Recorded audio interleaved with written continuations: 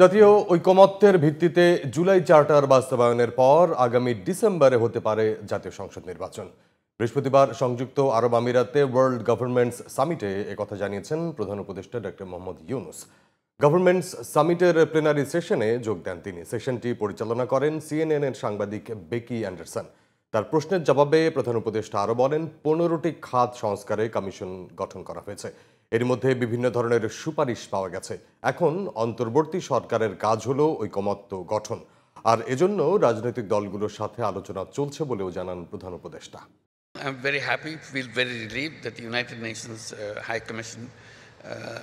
High Commissioner for Human Rights published just a report on Bangladesh, documenting everything I just said about the killing, about the disappearance of people, torture chambers, how students were shot by the police and army under the order of the Prime Minister. So they vividly recorded that. So now we have what we call consensus building commission.